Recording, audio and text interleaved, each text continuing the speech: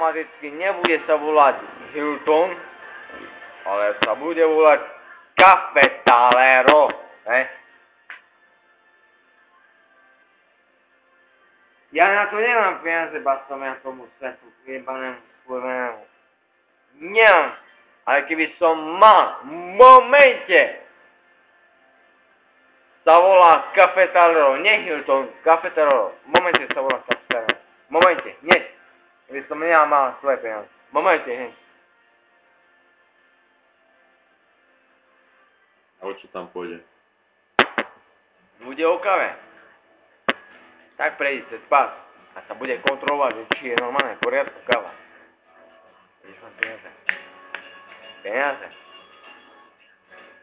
Ale musíš mať kvalitnú kávu, nie kukutinu. Takto prejde cez pás. Takto ti prejde cez pás. Pôjde cez pás, potom pôjde na kontrolu, že či vôbec tá káva je normálna. A keď je normálna, budeš mať zisk. Rozumieš?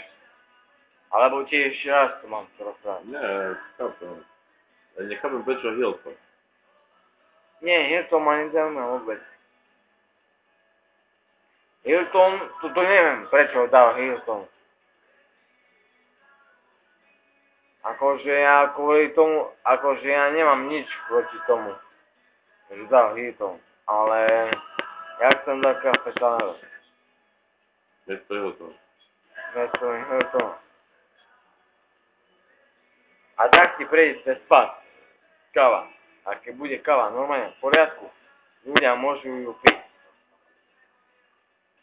Tak počkaj, tak ti prejde cez pás. Tak ti prejde cez pás a keď zistia ľudia, že môžu ju piť, tak bude sa volať nie Hilton, ale Cafetalero. Zatvárame už, hej?